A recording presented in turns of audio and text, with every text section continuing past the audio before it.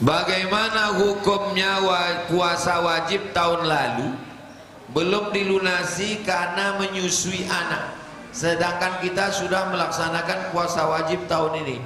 Apakah puasa kita sah? Apa dalil puasa Rajab? Wa minal hurumi fasum. Bulan-bulan haram berpuasalah engkau. Bulan haram itu 4: Zulqa'dah, Zulhijjah, Muharram, Rajab. Bagus puasa Rajab. Jadi kalau ada bapak ibu mengqadha hari Senin di bulan Rajab, maka 3 dapat. Qadhanya dapat, puasa Rajabnya dapat, puasa Seninnya dapat. Tapi niatnya tetap niat qadha. Apa itu sebenarnya puasa riyadhah Pak Ustaz? Riyadhah itu artinya latihan, exercise, melatih diri.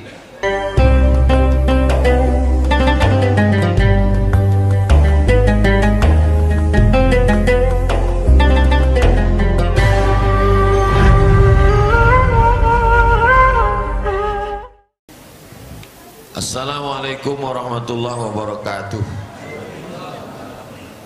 Bagaimana hukum bulu kucing? Bulu kucing menurut mazhab Syafi'i najis. Menurut mazhab Hanafi, Maliki, Hambali tidak. Jadi sebelum sholat tengok dulu.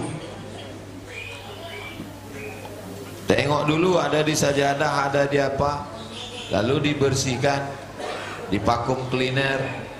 Nah ini ikhtilaf. Jadi kalau nanti ada ustadz berceramah, hati-hati itu, ada yang melekat di mukena membawa najis. Mazhab Syafi'i mubah aja itu nggak apa-apa, kata ustadz lain.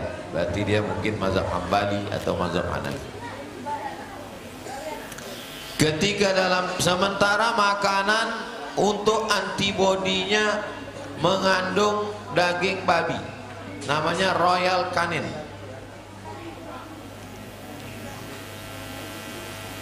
Kalau ada obat yang diambil dari babi sudah melalui proses panjang, sama macam ayam makan najis, berubah. Tapi bukan makanan dia terus jalal. Ada modelnya kambing makanannya, mohon maaf, makannya tai terus. Itu tak boleh. Tapi dia sekali-sekali cemilannya aja, bukan dia makanannya pokok. Ada ikan yang dimasukkan ke dalam WC, memang itulah terus makanannya, tak bisa dimakan. Dikiaskan ke kambing yang makan tai terus. Adapun yang dia sudah melalui proses panjang, adapun air liur anjing, idza walagal kalbu fi ina'i ahadikum, kalau dia masuk ke dalam bejana kamu, tempat air minum kamu, fa ahriquhu, tumpahkan. Setelah ditumpahkan, disamak 7 kali air, salah satunya dengan air tanah. Diambil tanah liat, tanah tuh dimasukkan ke botol, digoncang, siramkan sekali dengan air tanah tuh, 6 kali dengan air suci. Begitulah kita diajarkan untuk menjaga dari yang mughallazah, yang najis, yang berat-berat. Jadi hati-hati yang terkait dengan anjing dan babi. Bagaimana hukumnya puasa wajib tahun lalu belum dilunasi karena menyusui anak, sedangkan kita sudah melaksanakan puasa wajib tahun ini? Apakah puasa kita sah? Ramadan tahun 1444, sekarang Ramadan tahun 1445, yang tinggal 7 hari tahun lalu diqadha sebelum lewat Ramadan nih. Qadha nih. Maka di bulan Rajab inilah kesempatan mengqadha. Apa dalil puasa Rajab? Wa minal hurumi fasum. Bulan-bulan haram berpuasalah engkau. Bulan haram itu 4: Zulqa'dah, Zulhijjah, Muharram, Rajab. Bagus puasa Rajab. Jadi kalau ada bapak ibu mengqadha hari Senin di bulan Rajab, maka 3 dapat, qadoknya dapat, puasa Rajabnya dapat, puasa Seninnya dapat, tapi niatnya tetap niat qadok. Maka yang tinggal-tinggal kemarin diqadok, jangan sampai tak mengqadok puasa. Man mata, siapa yang mati, wa alaihi syamun, punya utang puasa, shoma anhu waliyuhu, ahli warisnya wajib melaksanakan puasa untuk dia. Mati pun kita tak lunas utang puasa. Jadi macam mana kalau orang puasanya tinggal 1445, lalu kemudian sampai puasa berikutnya belum diqadoknya, lewat, maka dia kena denda 1 hari puasa ditambah 1 fidyah, karena sudah lewat ambang batas. Apakah dengan bertambahnya Ramadannya lalu bertambah fidyahnya? Tidak, tetap 1 puasa dengan 1 fidyah, jangan sampai lewat. Ini masih ada kesempatan, bulan Rajab, bulan Sya'ban berpuasa qadha, bagus 2 bulan. Yang diingatkan ibu-ibu karena tinggal 7 hari, lupanya bapak itu 17 hari.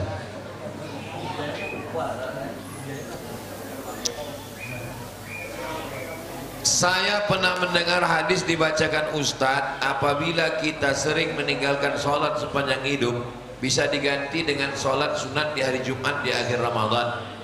Kata Imam Syaukani, hadisun maudhu, hadisnya hadis palsu. Imam Syaukani. Jelas? Sholat yang tinggal di qadha, wajib qadha, sepakat 4 mazhab, Hanafi, Maliki, Syafi'i, Hambali. Cara mengqadhanya, habis sholat langsung qadha 1. Tadi habis sholat subuh qadha, usolli fardhu subhi rak'ataini qadha'an. Jangan di masjid. Kalau di masjid sangka orang aliran sesat karena tak ada ba'diyah subuh. Pulang ke rumah qadha. Habis zuhur nanti usolli fardhu zuhri 4 raka'atin qadha'an. Setelah ba'diyah boleh, sebelum ba'diyah boleh. Berapa lama saya qadha? Berapa lama tinggal? Yang gara-garanya mencuci sebulan qadha. Allah ini sekali aja sholat, tapi kontinu terus. Saya tinggalkan puasa 10 tahun, tinggalkan sholat 10 tahun puasa, baru qadha setahun mati, alhamdulillah pemutihan. Sholat tidak dibayarkan macam puasa. Kalau puasa dibayarkan dengan puasa, tapi kalau sholat, anak kita, bini kita tak sholat untuk kita, itu bedanya sholat. Kalau saya ada utang puasa, mati saya, dibaca anak saya, ayah ada utang puasa, maka azik sami berpuasa untuk saya. Tapi kalau sholat tak ada mereka sholat. Kau sholat apa? Sholat untuk ayah, tak ada. Ustaz, cocok tidak agaknya analogi tentang berikut manusia dan handphone. Manusia ada jasad, handphone ada hardware. Manusia ada akal pikiran, handphone ada software. Manusia ada ruh, handphone ada baterai. Apa kaedah yang antum pakai baterai dijadikan ruh? Kenapa baterainya tidak akal? Kenapa softwarenya tidak ruh? Zohirnya jasad. Ini tak ada kaedahnya. Mau dipakai usul fikih. Ini ilmu cocokologi. Nah, cocok. Salah enggak apa-apa handphone. Badan handphone ceramah. Bapak Ibu, badan kita ini macam handphone. Ini jasadnya handphone nih, bagus kita jaga. Tapi kalau softwarenya tidak, inilah pikiran. Tapi kalau sampai low bed baterainya, inilah ruh. Ya tak apa-apa, bagus. Untuk mendekatkan pemahaman, litakrimil makna. Karena kalau dibentuk ke manusia orang tak nangkap. Tapi pas kalau ke handphone, jangan hanya pentingkan casingnya aja, dijaga, dipelihara, tapi ternyata tak ada signalnya. Handphone 3, kalau 3-3-nya paket kosong. Orang cepat paham.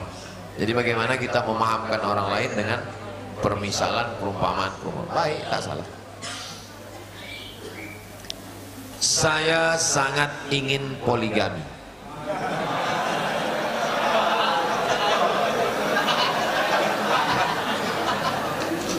Semua kertas-kertas pertanyaannya nanti saya bawa pulang. Karena saya takut ditinggalkan di sini, datang ibu-ibu ini cari. Nah, tulisan laki gini. Insya Allah, maksud saya bapak jangan cemas. Setiap masjid gitu saya buat, tak pernah saya tinggalkan. Saya bawa pulang ke rumah, sampai ke rumah saya bakar. Takut saya dibaca bini saya. Tapi selalu dihantui oleh kata adil. Saya ingin bertanya Pak Ustadz, konsep adil dalam poligami ini seperti apa Pak Ustadz? Sepanjang pengetahuan saya, jamaah ini hanya berani batas bertanya aja. Kalau udah sampai ke eksekusi, jadi ibu tak usah cemas sekali sampai hilang. Apalagi di Indonesia, laki-laki di Indonesia ini memang sudah diikat oleh negara ini. Sejak zaman Pak Harto diikat dengan PP 10 gara-gara Bu Tin khawatir Pak Harto nikah, maka PNS saja, dan setelah itu sekarang diikat dengan aturan yang berat. Maka seorang laki-laki tidak akan bisa menikah sebelum ada surat izin dari istri pertama yang ditandatangani di atas materai dan disahkan oleh hakim di pengadilan. Jadi berat. Ini sebelum ini saya ceritakan untuk meyakinkan kedua belah pihak bahwa ini tidak akan terjadi, tenang aja lah. Mana mungkin terwujud? Itu kan berat itu. Ditandatangani istri, habis itu disahkan ke pengadilan, disidang oleh pengadilan. Hakim itu bertanya, apakah benar ini tanda tangan saudari? Benar Pak Hakim. Sadar, cepatlah Pak Hakim, aku letak. Nah, tentang masalah adil ini, walan tastati'u an ta'dilu bainan nisa walau harastum. Kamu tidak akan pernah sanggup bersikap adil walaupun kamu sangat ingin adil. Maksudnya yang tak sanggup tuh adil masalah hati, karena hati tak bisa adil. Tapi masalah adil uang belanja bisa. Rumah saya tausiah ke Jakarta, bapak nih bininya 4, dibangunnya masjid, di depan masjid tuh rumah 1, 2, 3, 4. 4 tuh ada orangnya. Ditanyanya waktu acara peresmian masjid, wahai ibu-ibu 4 orang, sebagian harta kalian kubangunkan ke masjid ini, izin kalian? Menjawab 4 tuh izin. Ada. Nah, jadi untuk masalah rumah bisa, masalah harta bisa, tapi masalah kasih sayang karena hati bukan punya kita. Jadi prinsipnya dalam Al-Quran, fa in khiftum alla ta'dilu, kalau kamu tak sanggup bersikap adil, fawahidatan. Dalam Islam poligami itu adalah emergency door, pintu emergency. Kamu di kendaraan pesawat, Bapak Ibu, ladies and gentlemen, all of our passenger, semua penumpang, ini pesawat, ini pintu naik, ini pintu turun, tapi sebelah kiri ini ada pintu emergency. Kalau terjadi sesuatu maka keluar dari pintu emergency. Itu solusi kalau ada satu masalah. Ada dosen di UIN yang dicari pula. Dia kalau pergi undangan 01 ikut, 02 ikut. Orang banyak heran, kenapa bisa begitu? Karena yang 02 itu dicarikan oleh 01. 01 itu yang mencarikan. Jadi waktu ditanya, kenapa lah ibu carikan? Daripada aku mati, kata dia. Daripada dia buat dosa. Rupanya bapak ini dia punya kekuatan yang luar biasa, 300 tenaga kuda.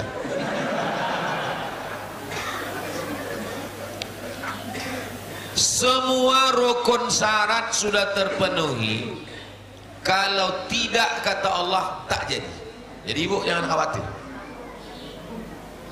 Semua sudah terpenuhi, kalau tidak, kata Allah, tak jadi. Saya sudah menengok dengan mata kepala saya sendiri. Ada seorang ustaz, sahabat saya, kena penyakit buah pinggang, cuci darah. Biasanya orang cuci darah, maaf cakap, jangan tersinggung, cuci darah itu kan tak lama meninggal kan. Mau ganti buah pinggang, kalau yang dari Vietnam 2 miliar bersih, donatur apa namanya, dibayar 2 miliar gua pinggang. Allah kasihkan yang terbaik, datang satu jamaah ibu-ibu, kata dia ambillah sebelah, dipasangkanlah ke kawan saya ini, tapi yang lama tak dibuang, jadi kalau di ronsen 3 buah pinggangnya. Jadi kata dokter, ini bapak nanti kami pasang 3, tapi maklum sendirilah, tahulah motor kalau pistonnya 3 kan, gimana kekencangannya kan. Jadi ditanyalah orang nih berdua, istri sama suami, Pak, nanti kalau kami pasang ini, ibu siap? Kata istrinya, saya memang sudah nazar, nanti kalau asalkan sehat suamiku hidup ya, aku ikhlas dia nikah lagi, biarlah pasang piston 3 kecepatan 120. Akhirnya apa yang terjadi? Terakhir saya jumpa, saya tanya, cemana udah jadi? Kata dia, ditanyanya istrinya, dulu kau kan bilang kalau aku hidup, aku sehat, boleh. Iya bang, tapi nazar tuh kurobah, kau boleh nikah lagi, tapi umur perempuan tuh 50 ke atas. Sampai sekarang tetap 1. Di situ baru saya lama paham. Oh, rupanya cukup pun rukun syarat, kalau tidak tak juga jadi. Maksud saya, kalau udah ada bapak-bapaknya udah jadi, terima aja lah bu, karena nasi udah jadi, makan aja lah bubur ayam tuh, mau mengamuk macam mana lagi. Ini. Tapi yang belum ini semangat kali jamaah subuh nih. Mudah-mudahan semuanya sakinah mawaddah warahmah. Ringkas ceritanya Pak Ustadz, ringkasnya aja 1 halaman.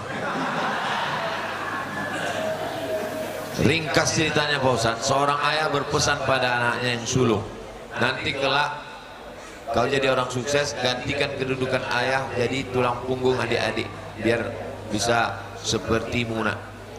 Sukses anaknya yang sulung, dan bantulah adik-adiknya setelah ayahnya meninggal. Sang kakak menuntut bayarkan uang yang dia berikan pada adik-adiknya yang sudah sukses.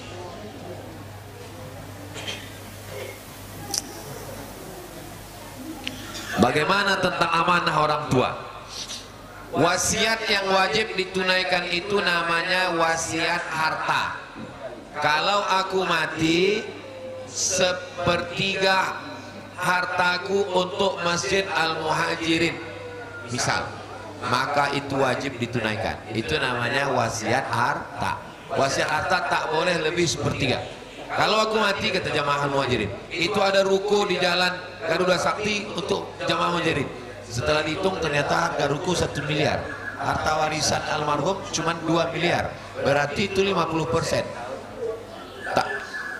Tak bisa diambil Muhajirin. Yang bisa diambil Masjid Al-Muhajirin hanya 1/3, 666 juta. Sedangkan harga ruko 1 M, berarti masjid mesti membayar 333.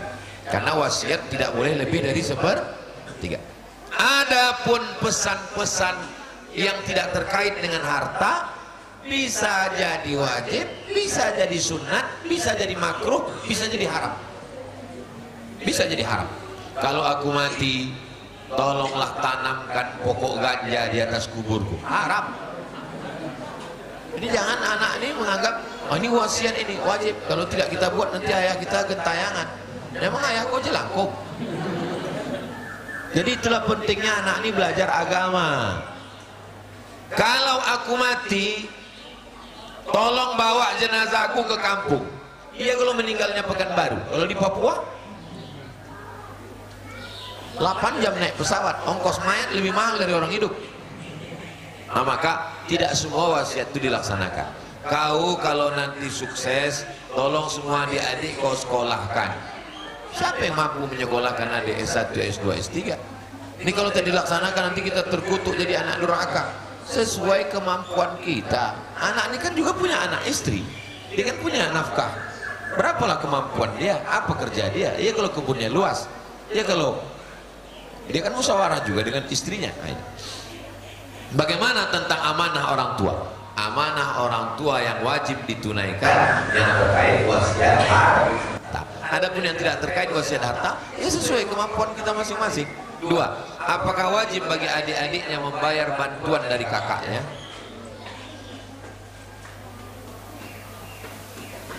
La tubtilu sadaqatikum bil manni wal adha. Jangan batalkan sedekahmu dengan manni wal adha. Manni mengungkit-ungkit, mengungkap-ungkap. Kau dulu ke sekolah kan? Kau dulu kalau ke sedekah gitu. Kau dulu tak kuliah gitu. Batal sedekah. Wal adha, jangan menyakiti hati orang. Qaulun ma'rufun wa maghfiratun khairun min sadaqatin. Cakap yang baik, elok, tutur kata yang santun lebih baik daripada shadaqatin yatsba'uha adza. Sedekah tapi menyakiti hati orang. Al-aidu ila hibatihi kal kalbi alladhi ya'udu ila qaihi.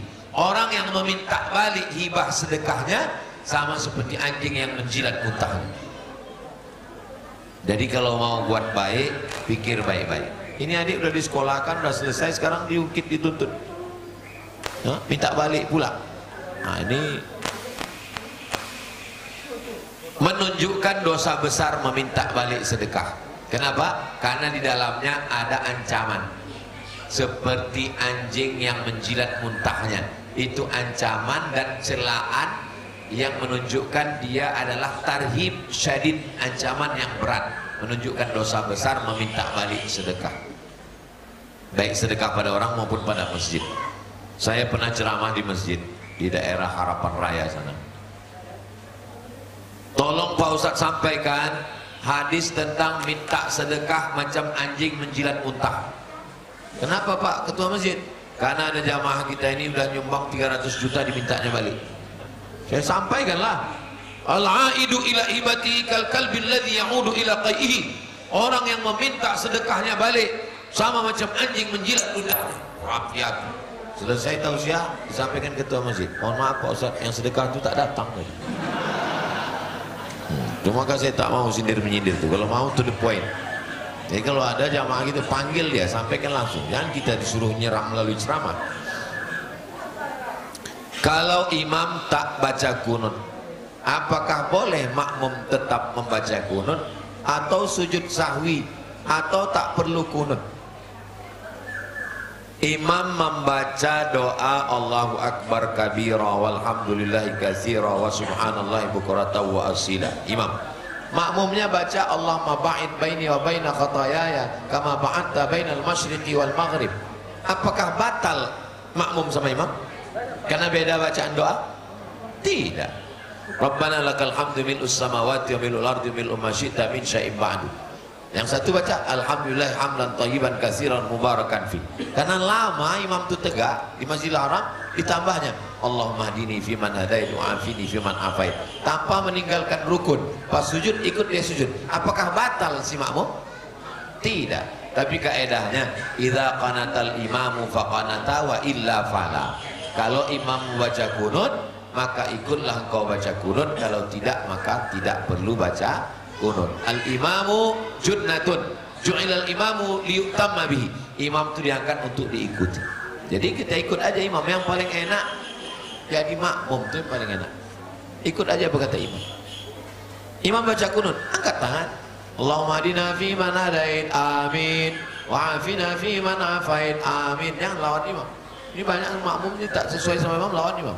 Allahumma hadina fi man hadait, enggak mau. Ikut imam. Imam baca kunut, ikut baca kunut. Di masjid ini saya diminta Ustadz jadi imam. Saya bilang tidak, imam tetap aja. Kenapa? Karena saya tak tahu masjid ini tak berkunut tak berkunut. Nah, maka yang paling enak jadi makmum, tinggal ikut imam. Imam baca kunut, saya ikut baca kunut. Sujud sahwi bagi orang yang bermazhab Syafi'i lupa baca kunut, baru dia sujud sahwi. Mazhab Hanafi tak kunut subuh. Mazhab Maliki berkunut subuh, tapi kunutnya sebelum rukuk, habis ayat. Walam yakul lahu kufuwan ahad, baca kunut. Kunutnya tak berbunyi, habis baca kunut baru rukuk. Mazhab Syafi'i kunutnya setelah rukuk, tidak. Mazhab Hambali tidak berkunut. Yang paling tua Hanafi, paling kecil Hambali tak berkunut. Yang berkunut Maliki, Syafi'i. Maliki, Syafi'i beda. Maliki kunutnya sebelum rukuk, Syafi'i setelah rukuk. Maliki tak berbunyi, Syafi'i berbunyi setengah lagi sih. Saya bermazhab Syafi'i, tiba-tiba lupa saya baca kunut, maka saya sujud sahwi. Makmumnya ikut imam. Imam sujud sahwi, ikut sujud sahwi. Saya mau bertanya bagaimana hukumnya jika pengurus masjid bangga dengan uang kas masjid yang banyak, sementara banyak masyarakat jamaah yang berada dalam kesulitan. Apakah boleh dipergunakan untuk masyarakat yang membutuhkan, kurang mampu? Orang bersedekah untuk masjid bukan untuk diputar jadi dana. Orang bersedekah untuk masjid, bedakan rekening wakaf dengan rekening operasional. Rekening wakaf untuk bangun masjid, renovasi masjid, rehab masjid, wakaf tak boleh hilang. Kalau operasional dia hilang habis, itu sodakoh. Maka buat dua, rekening wakaf, rekening sodakoh. Yang untuk operasional yang habis itu diambil dari rekening sodakoh. Yang tak habis, yang tak hilang itu masuknya ke rekening wakaf. Kalau mau buat dana bergulir, apakah dia baitul mal, apakah dia tamwil, maka dibuat rekening ketiga.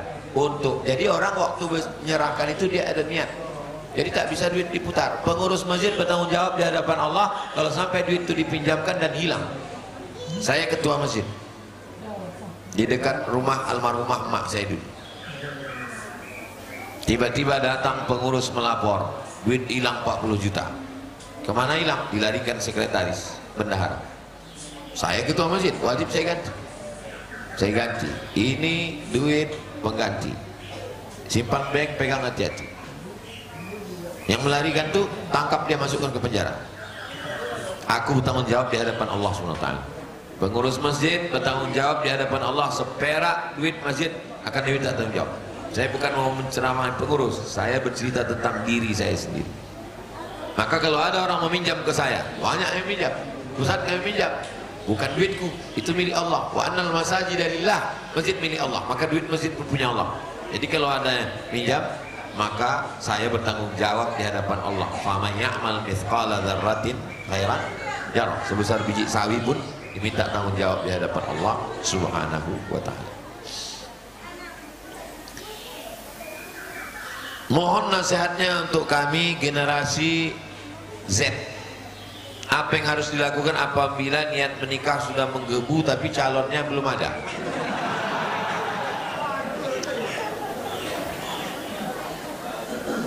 Kalian datang ke Ustadz Al-Nom. Ustadz Al-Nom ini banyak stok.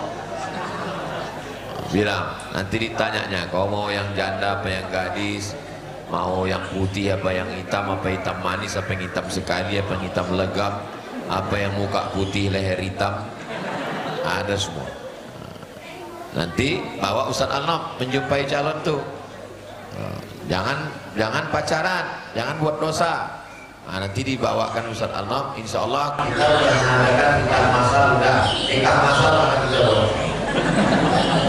Insya Allah nanti saya jadi saksi sama Ustadz Zul Ikrami dan kita buat acaranya di Palas, insya Allah. Nah, daftar. Cuman kami khawatirnya kalau kami buka pendaftaran yang mendaftar bapak-bapak ini pula.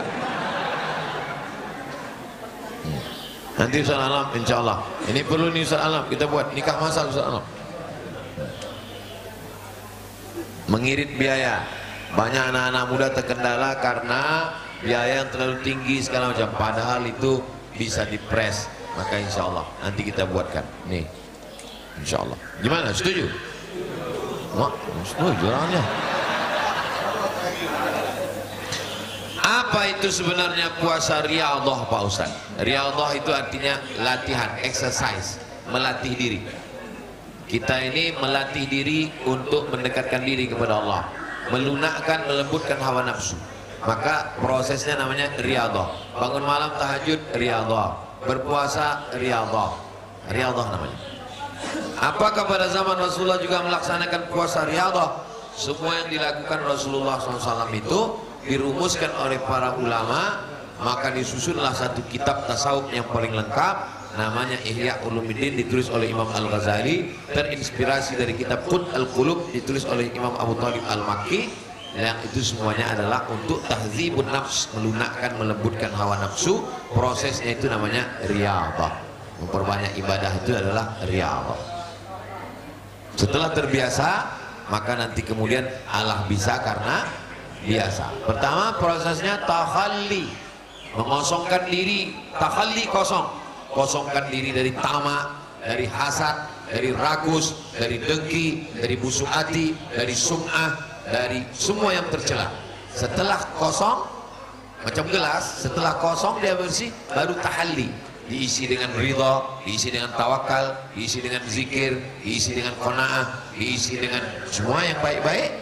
Setelah itu barulah Allah sesuatu pengalaman spiritual yang disebut dengan tajalli. Tajalli artinya nyata, Allah menampakkan pengalaman yang belum tentu diceritakan. Kalau diceritakan menjadi fitnah. Kita hanya membahas dua, takhalli, pengosongan diri dari yang tercela, tahalli, diisi dengan yang baik-baik. Setelah itu barulah diberikan Allah kebaikan-kebaikan untuk kita lebih istiqamah. Saya Pak Ustaz sudah takhalli, sudah riyadhah, lalu nampak saya tajalli. Apa nampak kau? Nampak saya cahaya di malam Pak Ustaz. Setengah badan istri saya itu nampak saya bercahaya. Itu bukan tajalli, dia sedang memeriksa handphone. Orangnya bagus di sini berat aja. Ngaku Tuhan, kalau nggak bisa bahas yang lebar, ngaku. Apakah bilangannya 11 hari berturut-turut? Adapun masalah jumlah bilangan sekian hari itu ijtihad masing-masing. Kalau ada orang yang puasa 30 hari, itu diambilnya dari Nabi Shallallahu Alaihi Wasallam berkhalwat, bersunyi-sunyi, umur 38, umur 39, umur 40 di Jabal Nur, di Gua Hira. Umur 38 tak ada datang apa-apa, umur 39 tak ada datang apa-apa, umur 40 baru datang malaikat Jibril alaihissalam. Tapi yang begini-begini jangan sendirian. Allah syaikhanu fasyaitanu syaikhuhu. Siapa yang tak berguru, setan gurunya. Jangan berzikir sendirian, bersepedi sendirian, datang hantu disangka Tuhan. Mengaku jumpa Jibril, mengaku Imam Mahdi, mengaku jumpa Nabi Khidir, mengaku jumpa macam-macam, mengaku jumpa Syaikhul Qadir Al-Jilani, mengaku Tuhan tak sholat lagi. Mana berguru. Terakhir, dalam hadis Nabi SAW menyebutkan bahwa upah bekam itu khabis, jelek. Namun sebaliknya dalam hadis lain disebutkan bahwa Nabi SAW memberi upah tukang bekam. Jadi Ustaz, bagaimana kita mengkompromikan dua hadis ini? Kalau Nabi menyebut ujrah upah dari bekam itu adalah khabis dan hadisnya satu, berarti haram. Hadisnya cuma satu, haram. Kenapa? Karena dia mencela, dia mengecam, haram. Tapi ternyata datang sahabat Nabi bercerita tentang ruqyah, bercerita tentang bekam, dan Nabi membolehkan. Bahkan Nabi mengatakan, kenapa tak kamu bagi kambingnya ke saya? Itu berarti takriri, dia setuju. Kalau berbenturan dua hadis yang model begini, itu menunjukkan bahwa ucapan khabisnya itu bukan litahrim, bukan menunjukkan haram, mubah. Kenapa? Karena ada hadis satu lagi yang Nabi tak mencela. Itu menunjukkan kalau ketemu dua hadis yang berbeda, tahu mana duluan mana belakangan, ada kemungkinan nasakh, ada yang nasih, ada yang mansukh. Yang satunya dhaif, yang satunya sahih, berarti boleh jadi dipakai yang sahih. Oh, ini Pak Ustadz sama-sama sahih, berarti dia taqyidul am, taksisul am, taqyidul mutlak. Ini mengkhususkan yang bersifatnya umum, mengikat yang bersifatnya umum, mengkhususkan yang bersifatnya umum. Yang model begini maka dibahaslah dalam ilmu mukhtaliful hadis atau dalam kitab ikhtilaful hadis. Maka seperti dalam masalah bertentangan hadis dengan ayat Quran, wala taziru waziratu wizra ukhra, orang tidak akan memikul dosa orang lain. Satu lagi hadis, innal mayyita la yu'adzabu bi bukai ahli. Mayat diazab karena keluarganya menangis. Keluarganya menangis, istrinya menangis, kenapa pula mayat itu diazab?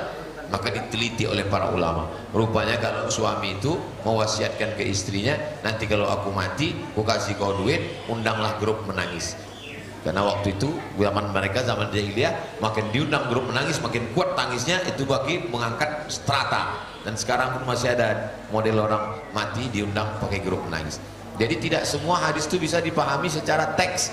Jangan memahami hadis satu saja, tapi dipahami secara kontekstual. Maka hadis yang mencela itu tidak ditahrim, karena ada hadis yang membolehkan.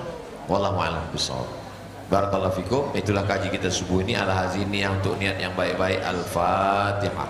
A'udzubillahi minasyaitonirrajim. Bismillahirrahmanirrahim. Alhamdulillah rabbil alamin arrahmanir rahim maliki yaumiddin.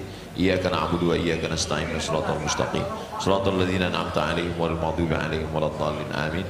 Allahumma shalli ala sayyidina Muhammad wa ala ali sayyidina Muhammad.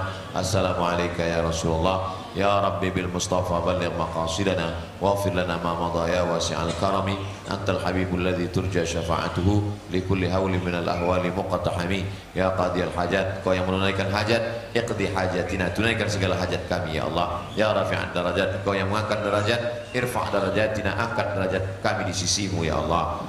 Allahumma anzilir rahmata wassalamata wal barakata ala hadhil jamaah. Turunkanlah keselamatan, kerahmatan, keberkahan kepada seluruh jamaah yang hadir di Masjid Al-Muhajirin ini ya Allah.